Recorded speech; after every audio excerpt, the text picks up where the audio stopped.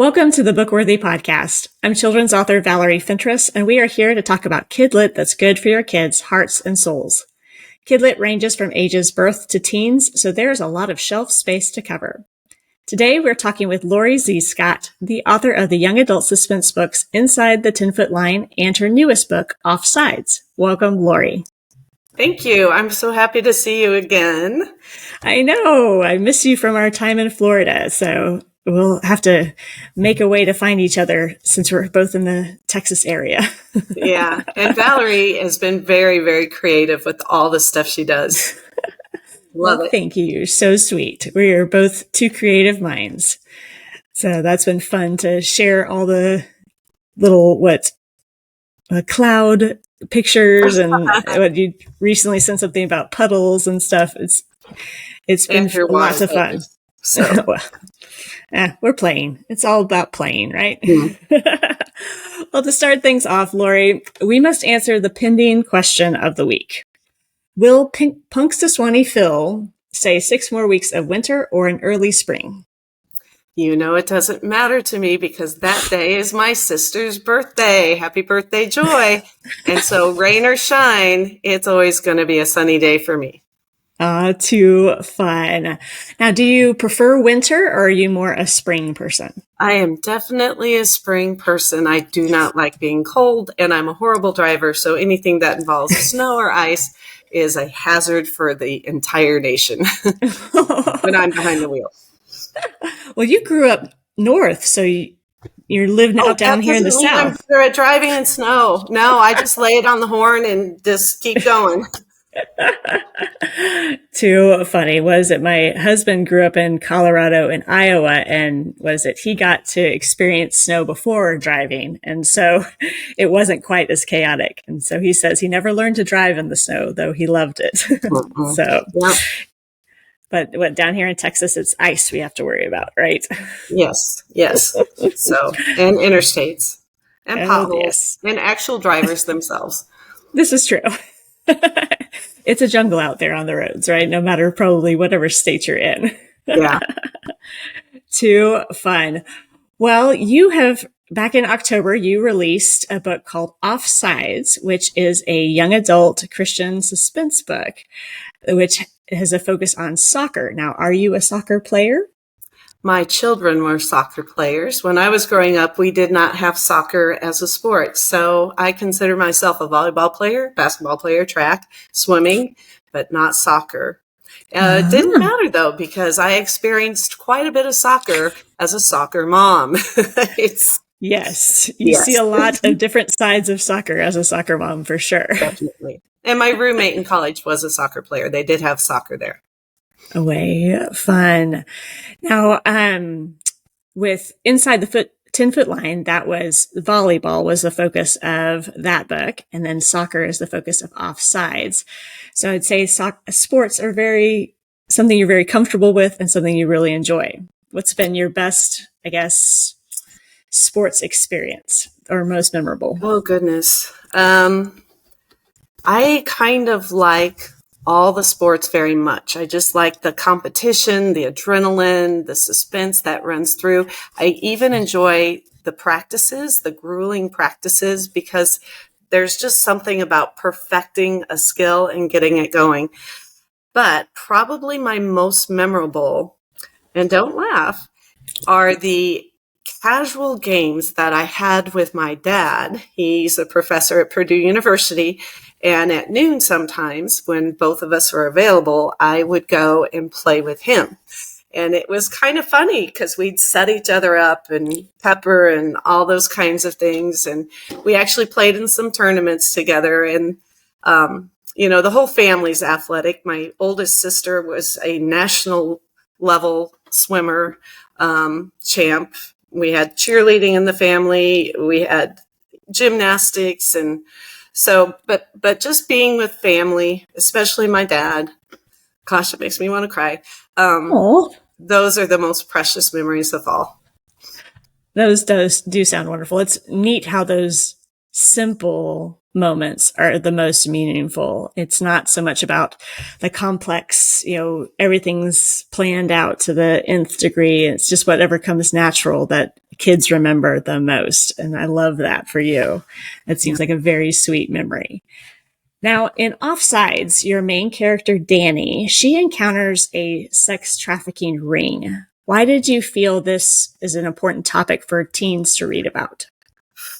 Well, I'm going to tell you a little bit of background behind where that came from. Sure. Actually, In-Game Press, after I wrote Inside the 10-Foot Line, they asked me to write the second book in the series. And I would say that both of these, even though they're soccer-based, they reach a broader audience. Like, you don't have to be a volleyball player or a soccer player to enjoy them. It's sort of like, well, at least in Offsides, it's sort of like the Good Girl's Guide to Murder on a soccer field. On a soccer field, right? But I had submitted a plot for book 2, and they came back and they said, look, we have another story that we're going to be publishing soon that has a very similar plot. So we need you to go a different direction. And I actually took the problem to my critique group, just a wonderful group of girls. And I'm like, okay, I have a couple ideas, threw a couple things out. And one of the girls there, her name's Gail, she works at her church at a program that helps victims of human trafficking recover. And she looked at me and she said, Lori, I think you need to write about a tough topic. I think you need to write about human trafficking. And I thought about it and I looked at her and I said, no, no, this is a horrible thing. This is young adult. I would have to do research. It's going to be horrible research. I can't stomach the topic. Just no. And then, recently in Texas, we had that girl that went to a sporting game in Dallas, and she was taken from the restrooms and she was trafficked, sexual trafficked, and her parents helped hunt her down, and they found her online. Like 10 days later. Sorry, it just makes me want to cry. And it wasn't the first time I'd come into something like that. When I lived in Indiana, one of our professor's daughters, the same thing, she was trapped. And I'm like, you know what? I need to take another look at this. It's one of those things where God tells me to do something and I say, no, not going to do it. And he keeps bringing it and he keeps bringing it. So he kept bringing it back to me. And finally I said, despite all the no's that I have in my life, I can say yes. Like, yes, I don't know enough about it, but I can learn. And yes, the research is horrifying, but there's also hope because there's organizations out there that are working with people that are recovering from trafficking. And no, it's not a topic that's easy for young adults or anyone to look at. But yes, we need to know because that's the age group that's being targeted. And yes, it can be done in an age appropriate way. And so I just dove in after that, did the research, got in contact with a couple of local missions. One I hope to donate some of the proceeds to is Unbound Now, and they have a chapter in Dallas, Texas. So the story just kind of took off, and it ended up being so incredible. Like when my parents read it, they're my editors, that my dad, who's a huge volleyball fan, was like, I like this even better than your volleyball one. And my editors read it and they were like, wow, I didn't see that coming. This is a great message. And so it was very affirming to me. Now, go forward about a year and we start having things coming out like all around this release. The Sound of Freedom being released right before the book comes out. And I see more and more awareness in the news, maybe just because I was more aware of what was going on, but it seems that God's timing on this was something that I could never have anticipated or planned. So I'm actually not sure if I answered your question. I feel like I kind of went a roundabout way, but that's how I got on the topic. It wasn't one of choice. It was one where it was like, do this. And it was like, yes, I will. And it ended up being a very, very good thing, I think. It's one of those things God does a good job of pushing us out of comfort zones. Yes. Because he sees a bigger picture than we do. And it's not always easy to make that jump.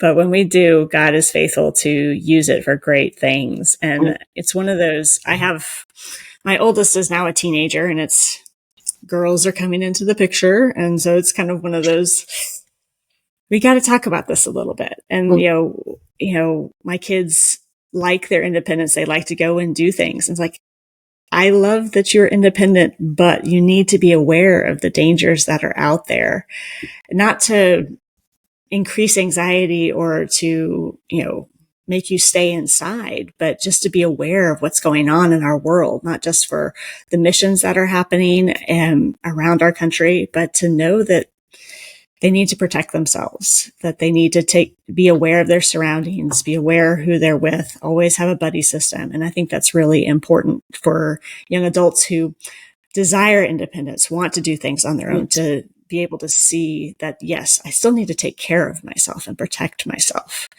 and while being independent. Yeah.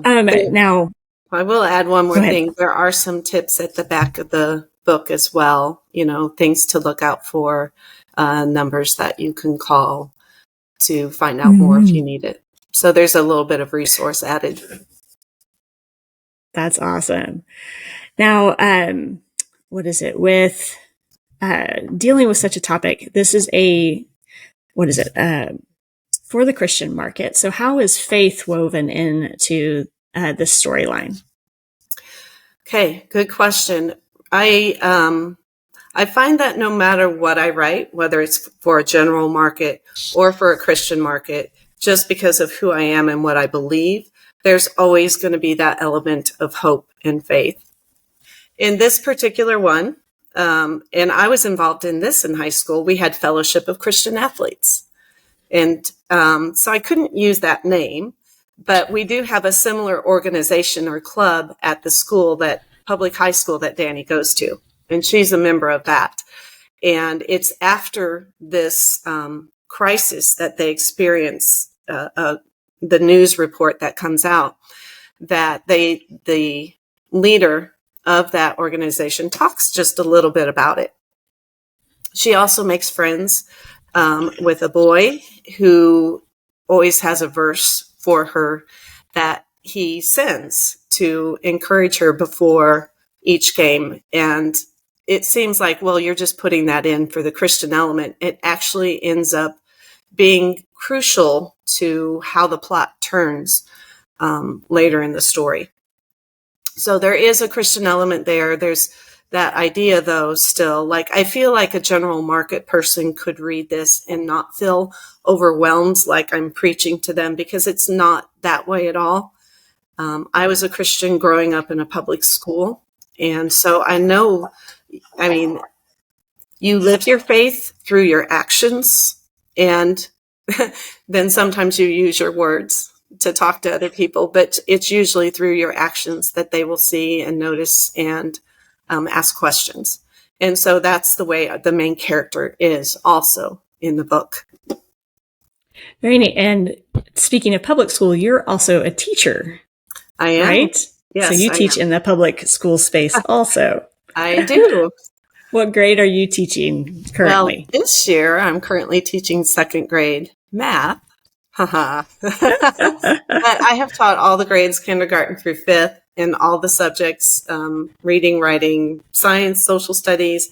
Pretty much I do whatever it is that nobody else wants to do, because it's just kind of fun and I like a challenge. Yeah.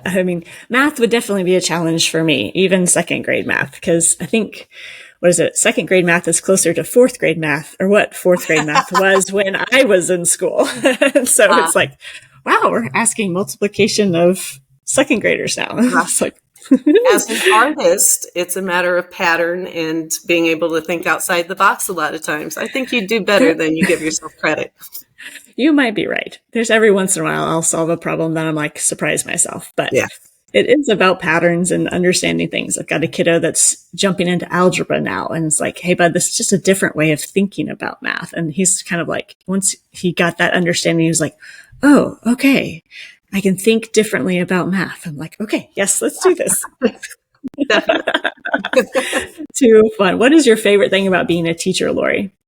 The kids, definitely the kids. I think they'll learn in spite of me. As long as they know that they're loved and cherished. That's my most important role, is to let them know that they are seen, they're heard, and that they are loved.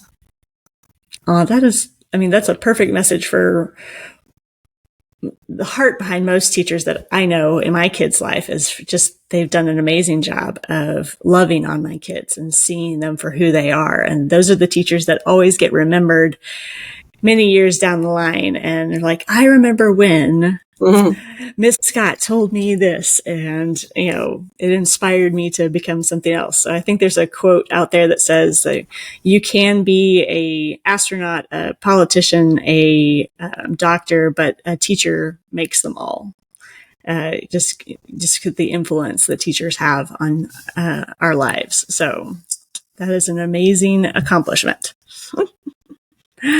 Now, what is your hope to communicate to the kiddos that read your book offsides? Well, first of all, I want them to enjoy it. Just like I have a hard time keeping my faith out of anything I write, I also have a hard time keeping humor out of anything that I write. It's just okay. So they asked me to do a romance. I don't write romance. I don't. For an anthology, I'm like, okay, I like a challenge. I will write romance. It's almost more of a comedy if you read the anthology. So in Inside the 10-Foot Line, there's a lot of humor. In this one, even though the topic is very, very heavy, there's a lot of humor. And it's mostly at the front side of the book because those heavier things don't come until later. But it's there. And I think that's important. But the real message, again, I think that I'm going back to is just to raise awareness that this is a problem, that even if you personally are not affected by it, the people around you might be. And, there's a symbol for, like I'm trapped and I need help. You can be aware of that. And you can look for people signaling for that. And even, I always think like sex trafficking, but human trafficking is a real thing too, where you have children that are doing labor. It's a huge problem. And we are often blissfully unaware because it's a hard, uncomfortable topic. So we don't want to think about it. As if we don't think about it, then it doesn't exist. And we need to be aware. We need to know that it does exist and that we can be part of the solution. I love that. What is it? When I've seen the hand symbol in a few videos here and there, it's like, I had never heard of that. And I'm like, wow, that's such a simple sign that can totally save a life.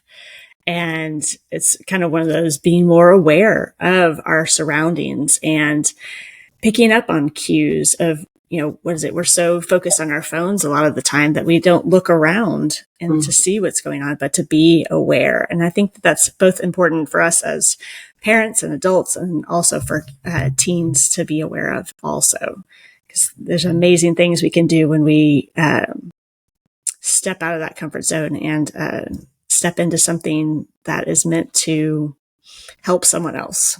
So I love the message of the book, and that you are bringing, light to this hard topic for teenagers. Because, again, like you said, they are they're kind of in that target market range for those, human and sex traffickers, and it's heartbreaking, but important for them to know about it too.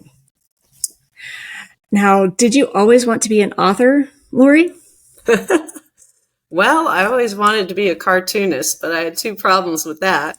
One, I wasn't funny enough, and number two, I wasn't a good enough artist.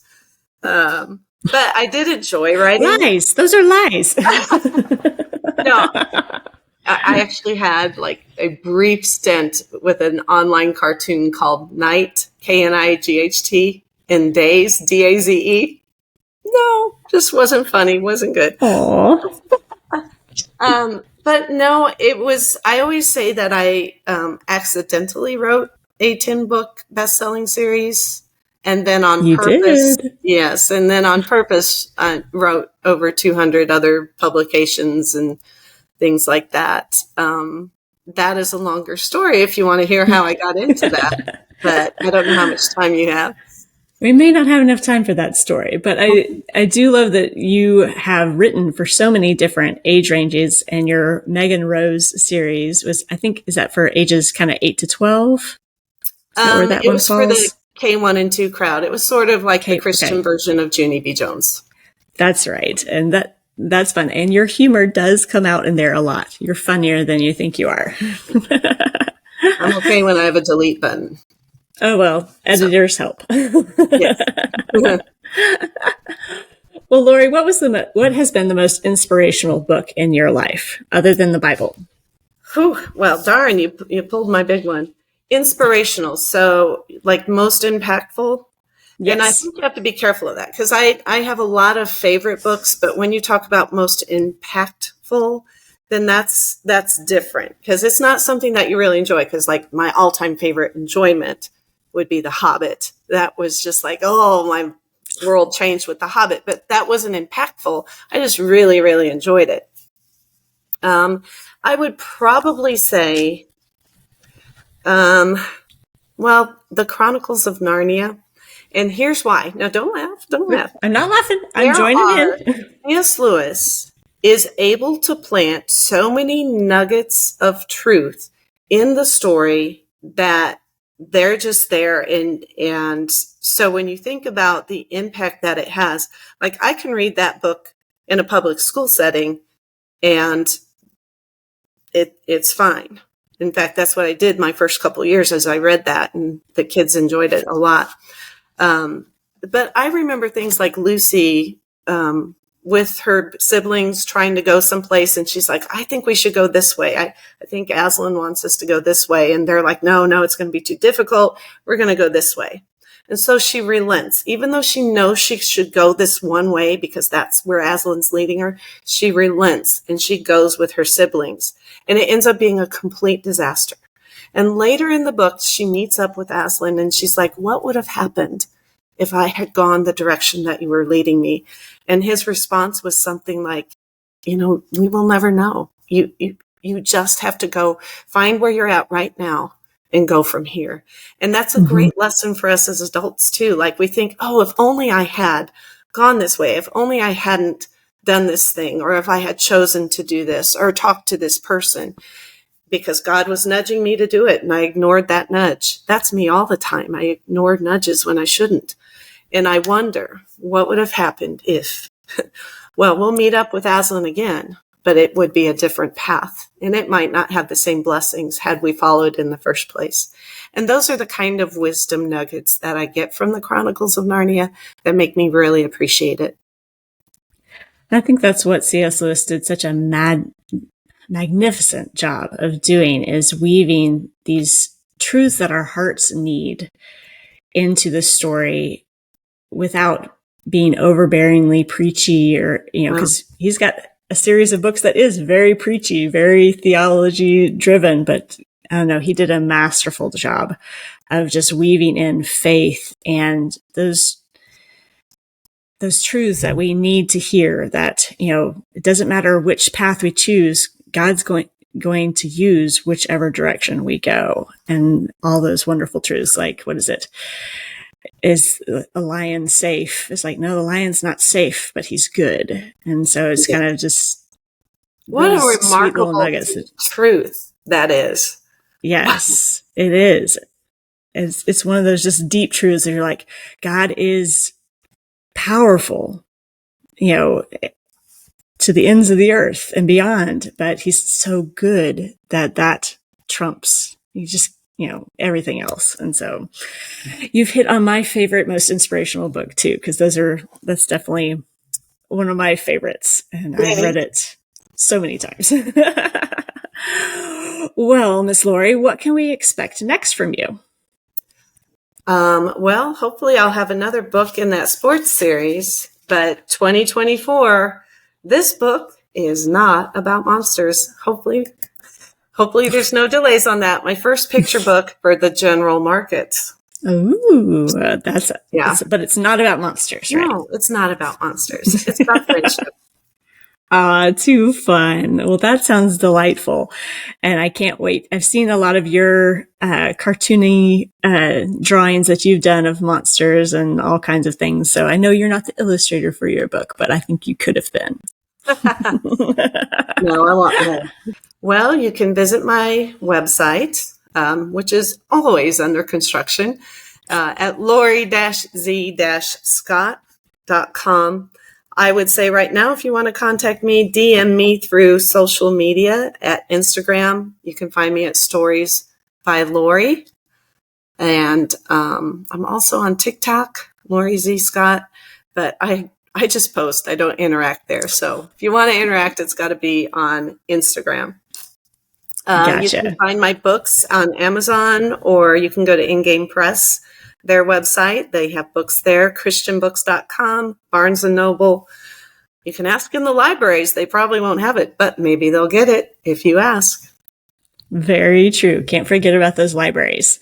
Yeah. Well, Lori, thank you so much for joining us today and telling us more about your books and yourself.